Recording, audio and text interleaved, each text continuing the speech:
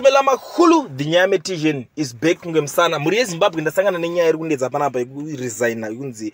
ngavaite step down mukuru. Pressure is now mounting from all over for Mnangagwa to step down. Inyaya ndasangana nayo yanyorwa na Peter Jack on Facebook pa Zimbabwean politics group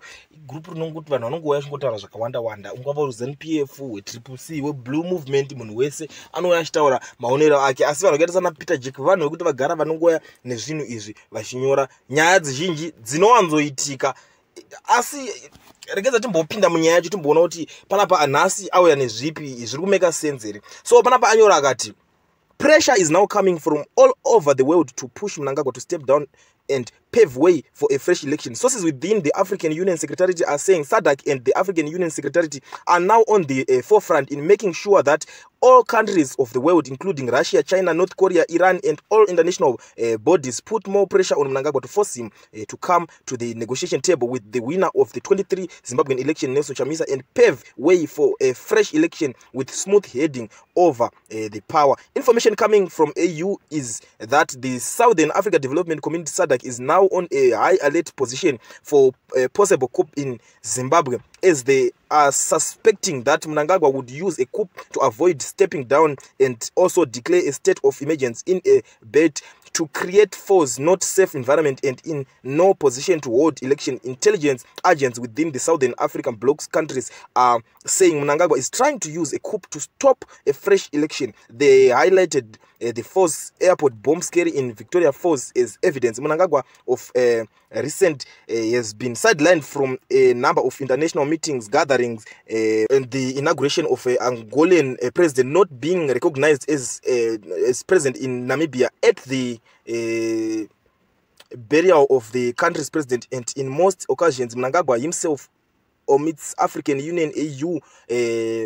and any other AU related meetings or gatherings to avoid being embarrassed, as what happened to Mugabe in 2008 in Egypt. Vanhu vacho vanenge vakatsamwa muri Zimbabwe anini zvangu I'm not sure kuti masources avo vanenge vachivadza nyaya chindotoshuvira ndechekuti ari authentic here, because vanhu vanonokerwa ngazvitoitika vakomana kana mati munhu ari kunzi atoningirina kana nyaya dziri dzichokwadi pressure iripo ngazviitike, because hazvizobatsire chinhu zvekuti ingoramba muchingopa vanhu mafalse hopes yangoita nga entertainment nguva muchingoentertaina vanhu kuti manje ari kuba manje ari kudai so, because vanhu chavari kuda pano kuti zvinhu zviitike, but I'm not sure kuti information iyi vanhu vakaita sana Peter Jack vanenge vachinyatsa kuiona kupi, but vanhu vaya vakuda kufanana nebajukwa vaya vekudhara vekuti vanenge vachitokudza kuti chakati zviso chiri kutoitika unotozoona kuti zvichokwadi zvinhu zvaya zvatoitika, but apa let's hope kuti zvinhu izvi zvaari kutaura ichokwadi, nekuti maZimbabweans vatambura vanetsekana vakuda kuti zvinhu zviitike. Bhosa nechisituation chiri kuitika muZimbabwe munomu chekuti unongonzwa kuti mangwana panapa takutoda kutorowa imwe by election, bosi kune imwe by election ngamai manje iri kunongorowa futi papa iri kuwana maherere iri kuwana mahere namakamrere rimwe by election futi rinogona kutorowa ipapa zvamanje manje 1.5 million iri kutoenda vanhu nyika iri kutoramba ichitoningira vanhu ava vari kutoratidza kuti vari paposition kudhara ana Shabangu watoma senator chichichichi wazviona. Saka plan kana kuti action imwe iri kuzoitwa netimu rachamisa hapana plan so far kana kuti action iri kuratidzwa because vanongera zvinhu vakanyarara, but